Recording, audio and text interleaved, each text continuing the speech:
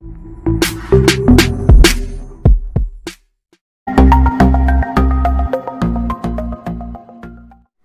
నమస్కారం. ఎలా ఉన్నారు? బాగున్నారా? నేను బాగున్నాను.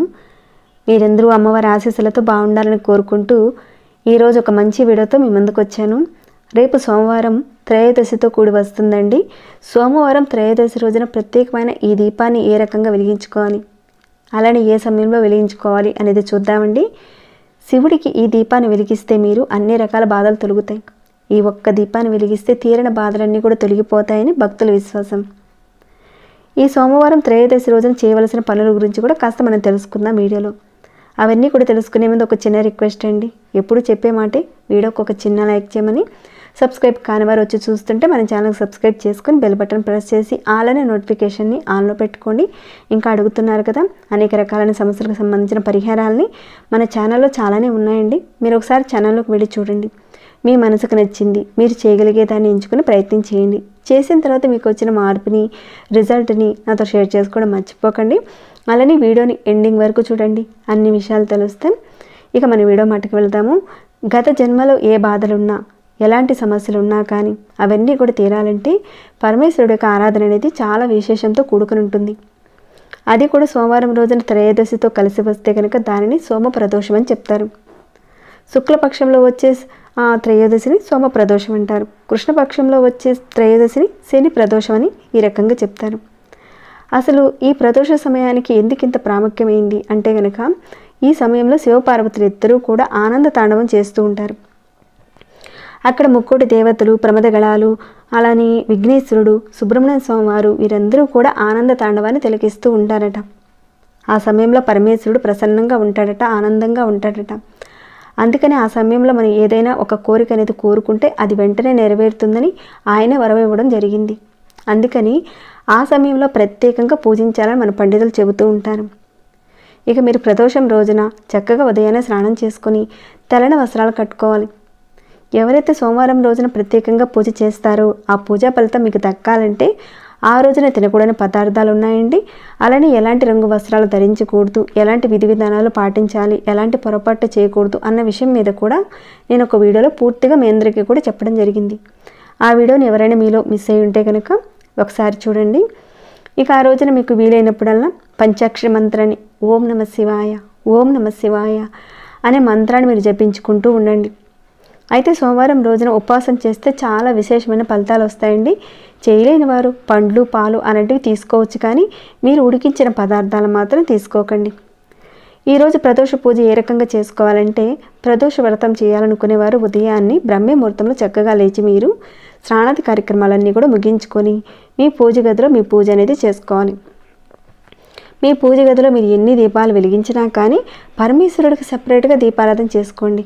అంటే మట్టి ప్రమిద అనేది పెట్టుకొని కాస్త నువ్వుల నూనె వేసుకొని ఒక 2 ఒత్తులు వేసుకొని ఆయనకి దీపారాధన బ్రహ్మీ ముహూర్తంలో చేసుకోండి. మనం బ్రహ్మీ ముహూర్తంలో ఉదయం పూజ చేసినా కానీ తప్పనిసరిగా సాయంత్రం సమయంలో ప్రదోష సమయంలో కూడా ఆయన ఆరాధన అనేది చాలా ముఖ్యమైనది. ప్రదోష సమయం ఎంత ప్రాముఖ్యతమైనది అనేది ఇందాకే మనం చెప్పుకున్నాం కాబట్టి తప్పనిసరిగా ప్రదోష వ్రతం చేసేవారు కానీ లేదంటే మామూలుగా పూజ చేసేవారైనా సరే మీరు సాయంత్రం సమయంలో ఈ దీపారాధన చేసుకోండి. మీరు ముందుగానే ఈ దీపారాధన విషయానికని బిల్వ దళాలను తప్పనిసరిగా తెచ్చుకొని పెట్టుకోండి. అయితే ఈ దీపారాధన అనేది సోమ ప్రదోషాల్లోనే కాదండి, మామూలు సోమవారాల్లో చేసుకోవచ్చు, మహాశివరాత్రి రోజుల్లోనూ, కార్తీక మాసంలోనూ, మాస శివరాత్రుల్లోనూ అప్పుడు కూడా ఈ దీపారాధన చేసుకోవచ్చు. ఇక మీరు శివలింగాన్ని చక్కగా పెట్టుకొని బిల్వ దళాలతో ఓం నమ శివాయ, ఓం నమ శివాయ అనే మంత్రాన్ని ఒక 108 సార్లు పఠిస్తూ అర్చన చేసుకోండి. అలా చేయడం వల్ల ఎలాంటి కష్టాలున్నా, బాధలున్నా, శత్రు బాధలున్నా మీ దరికి చేరవు. ముఖ్యంగా మహాశివరాత్రి రోజుల్లోనూ, మాస శివరాత్రుల్లోనూ, కార్తీక మాసాల్లోనూ, అలానే సోమవారం ప్రదోష సమయాల్లోనూ శివాలయాల్లో మహాపూజలు అనేటివి నిర్వహిస్తూ ఉంటారు. ఆ శివాలయాల్లో జరిగే పూజలను కనుక మనం దర్శించినట్లయితే విశేషమైన ఫలితం వస్తుంది. అలానే ఆ సమయంలో మనం ఏ కోరిక కోరుకున్నా కానీ వెంటనే ఆయన అనుగ్రహిస్తాడు. మీరు బ్రహ్మీ ముహూర్తంలో తలస్నానం చేసుకున్నా కానీ సాయంత్రం పూట మళ్ళీ ఒకసారి మీరు కంఠ స్నానం చేసుకోండి. ఇక సాయంత్రం మీరు 4:30 నుంచి సాయంత్రం 6 గంటల లోపుగా ప్రదోష సమయం అనేది ఉంటుందండి. ఆ సమయం ప్రతిరోజు ఉంటుంది. ఈ సమయంలో మీరు ఈ దీపారాధన శివలింగం ముందు కానీ లేదంటే శివుడు పటం ఉన్నా కానీ అంటే ఫోటో దగ్గర చక్కగా బిల్వదళాలతో కానీ లేదంటే సువాసన కలిగిన పువ్వులతో ఆయన్ని అలంకరించుకోండి. ఆ తర్వాత మీ దగ్గర శంఖం ఉంటే కనుక ఆ శంఖానికి కూడా పూజ చేసుకోండి. తర్వాత శంఖంలో గంగాజలం కానీ మామూలు మంచినీటితో నింపి ఆ నీటితో శివుడికి అభిషేకం చేయండి. అలానే పాలు, పెరుగు, పన్నీరు, గంధము మొదలైన వాటితో శివలింగానికి అభిషేకం చేసుకోవాలి. శివలింగం లేనివారు స్వామివారికి వాటన్నిటిని కూడా నివేదించండి. ఎందుకంటే శివుడు అభిషేక ప్రియుడు కాబట్టి ఈ రకంగా చేయాలి. తర్వాత చందనము, కుంకుమ బొట్లు పెట్టి అర్చన చేసుకోవాలి. తర్వాత పరమేశ్వరుడు ముందు మీరు ఏం చేయాలంటే ఒక చిన్న ప్లేట్ పెట్టుకోండి. అది ఇత్తడిది కావచ్చు, రాగిది కావచ్చు, వెండిది కావచ్చు, ఏదైనా పర్వాలేదండి. స్టీల్ కాకుండా ఒక ప్లేట్ అనేది పెట్టుకుని ఆ ప్లేట్కి చందనం, కుంకుమ బొట్లు పెట్టుకుని ఉంచుకోండి. తర్వాత మీరు ఆ ప్లేట్లో గుప్పెడు బియ్యం పోయాలి. ప్లేట్ నిండుగా పోయండి. పోసి చక్కగా పరచండి. ఇక్కడ ముఖ్యంగా బిల్వదళాలు ఉంటే కనుక 2 కానీ 3 కానీ పెట్టండి. ఒకవేళ మీ దగ్గర బిల్వదళాలు లేకపోతే ఇక్కడ తమలపాకులు పెట్టుకోవచ్చు. కానీ ముఖ్యంగా బిల్వదళాలు పెట్టడానికి ప్రయత్నం చేయండి. అంటే మీరు గుప్పెడు బియ్యం పోసారు కదండి, దాని మీద బిల్వదళాలు పెట్టండి. లేని వారు ఒకే ఒక్క తమలపాకును పెట్టండి. ఒకవేళ మీరు తమలపాకును పెట్టేటప్పుడు కాడ దేవుడి వైపుగా పెట్టి కొన భాగం మన వైపుగా పెట్టుకోవాలి. ఆ బియ్యం మీద చక్కగా పెట్టాలి. ఇక్కడ ఒకే ఒక్క తమలపాకు పెట్టుకుంటే సరిపోతుంది. మీరు బిల్వదళాలు తీసుకునేటప్పుడు ఎన్నైనా తీసుకోవచ్చండి. 3 కానీ 5 కానీ ఎన్నైనా పెట్టవచ్చండి. ఆ బియ్యం మీద పెట్టండి. తమలపాకు పెట్టేటట్లయితే కాడ భాగం దేవుడి వైపు పెట్టండి, కొన భాగం మీ వైపుగా పెట్టుకోండి. కానీ బిల్వదళాలు పెట్టేటప్పుడు అలాంటి నియమం లేదండి. మామూలుగా పెట్టి తర్వాత దాని మీద ఒక ప్రమిది పెట్టండి. ఆ ప్రమిదికి చక్కగా పసుపు కుంకాలు పెట్టి నేతితో నింపండి. కాస్త ఎక్కువ నెయ్యి వేయండి. ఎందుకంటే ఈ ప్రదోష సమయంలో దీపం వెలుగుతూ ఉండాలి 1 గంట సేపు. ప్రదోష సమయం ఎంతసేపు ఉంటుందో ఆ దీపం అనేది వెలుగుతూ ఉండాలి. 2 ఒత్తులు అంటే దూది ఒత్తులు ఉంటాయి కదండి, తెల్లటి ఒత్తులు, 2 ఒత్తులు కలిపి ఒక ఒత్తిగా వేసి దీపారాధన చేయండి. మీ పూజ గదిలో నిత్య దీపారాధన కుందులు పెట్టుకొని మీరు దీపారాధన చేసుకున్నా కానీ దాంతోపాటు ఈ దీపారాధన చేసుకోండి.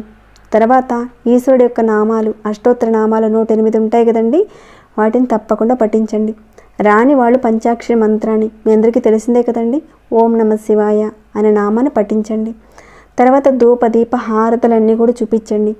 ఇక బిల్వదళాలతో ఉన్న తీర్థాన్ని కానీ లేదంటే కాస్త నీటిలో పచ్చకర్పూరం వేసి ఆ నీటిని అంటే పంచపాత్రలో ఆ నీరు ఉంటుంది కదండి, ఆ నీటిని ఒక 3 సార్లు ఆ దీపం చుట్టూతా మన చేతిలో కాస్త తీసుకొని తిప్పుతూ వేసి మనం పూజ చేయాలి. ప్రదోష సమయంలో మీరు ఏ కోరిక ఏ సమస్య ఉన్నా కానీ చెప్పుకోండి, తొందరగా తీరిపోతుంది. ఈ సోమ ప్రదోష వ్రతాన్ని చేసేవారు తప్పకుండా ఉదయం పూజా కార్యక్రమాలు ముగించుకున్న తర్వాత నుంచి మీ యొక్క ఉపవాస దీక్షను ప్రారంభించాలి. సోమవారం త్రయోదశితో కలిసి వచ్చింది కాబట్టి చాలా ముఖ్యమైనదండి. ఈ రోజున తప్పకుండా ఉపవాసం చేయడానికి ప్రయత్నం చేయండి. ఆరోగ్యపరంగా ఏమైనా ఇబ్బందులు ఉన్నవాళ్ళు చేయకపోవడమే మంచిదండి. ఉపవాస దీక్షను తీసుకుని స్నానం చేసుకుని గుడికి వెళ్ళి కొన్ని అభిషేక వస్తువులు కూడా ఇవ్వండి. అర్చన అవన్నీ కూడా చేయించుకునే బదులు ఆ సమయంలో మీరు ప్రదోష సమయంలో జరిగే ఆ అభిషేకానికి చందనము, తేనె, పాలు, పెరుగు, నెయ్యి ఇలాంటివన్నీ కూడా ముఖ్యంగా బిల్వదళాలు ఆ స్వామివారికి అభిషేకం చేయించడానికని మీరు గుడిలో కనుక ఇచ్చినట్లయితే చాలా మంచి ప్రయోజనం కలుగుతుందండి. అందుకని అర్చన చేయించే బదులు అభిషేకానికి సంబంధించిన వస్తువులు మీరు ఇవ్వడానికి ప్రయత్నం చేయండి. తప్పకుండా ఆర్థికపరమైన విషయాలు తొలగిపోవాలని ఏవైతే మీరు కోరుకుంటున్నారో అవి త్వరలో నెరవేరుతాయి. అలానే ఈ సోమవారం రోజున మీరు దేవాలయానికి వెళ్ళినప్పుడు అక్కడ నంది చెవులు మీ యొక్క కోరిక చెప్పుకొని నంది చుట్టూతో ఒక 3 ప్రదక్షిణాలు చేసుకొని ఆ తర్వాత వెనక భాగాన అంటే నంది వెనక భాగాన మీరు కాస్త సృశించి తలక రాసుకొని మీరు వచ్చేయండి.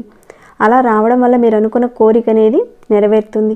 పరమేశ్వరుడికి కాపలాదారుడైన నంది కుడి చెవిలో గనక ఈ విషయాన్ని చెప్పినట్లయితే మన కోరిక నెరవేరుతుంది. ఎందుకంటే కైలాస అధిపతిని దర్శించాలంటే తప్పకుండా నంది దేవుడి యొక్క అనుమతి తప్పనిసరిగా మనం తీసుకోవాలి. పరమేశ్వరుడి దర్శనానికి పార్వతీదేవి నంది వద్దకు వెళుతుందని మన పురాణాలే చెప్తున్నాయి. ఆలయంలో సంరక్షకుడుగా ఉన్న నంది భగవానుడు అన్ని శివాలయాల్లో ఉంటాడండి. అయితే శివాలయానికి వెళ్ళిన వారు తప్పకుండా నందీశ్వరుని పూజించినప్పుడే పూజ సంపూర్ణం అవుతుందని చెప్తారు. అంతటి గొప్ప మహత్యం ఉన్న నంది కుడి చెవిలో మన కోరికను ఎప్పుడైతే మనం చెప్పుకుంటామో అది తప్పకుండా నెరవేరుతుంది. నందీశ్వరుడి చెవిలో మనం ఏది చెబితే అది నేరుగా పరమేశ్వరుడి చెంతకు వెళుతుందండి. కాబట్టి ఈ ప్రదోష సమయంలో నందిని పూజించడం కూడా చాలా విశేషంతో కూడుకుంటుంది.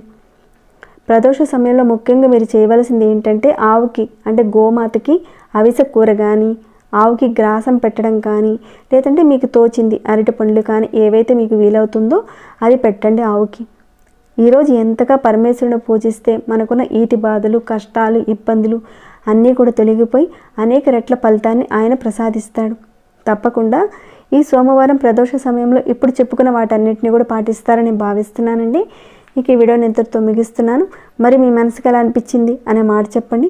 ఇంకా లైక్ చేయకుండా ఉంటే ఒక చిన్న లైక్ చేయండి. ఇంకేమైనా డౌట్స్ ఉంటే కనుక అడగండి, తప్పకుండా రిప్లై ఇస్తాను. సబ్స్క్రైబ్ కాని వారు సబ్స్క్రైబ్ చేసుకొని మన ఛానల్లో ఉన్న వీడియోస్ని ప్రతిరోజు చూస్తూ ఉండండి. మరొక భక్తి వీడియోలో మళ్ళీ మిమ్మల్ని కలుసుకుంటాను. అంతవరకు సెలవు.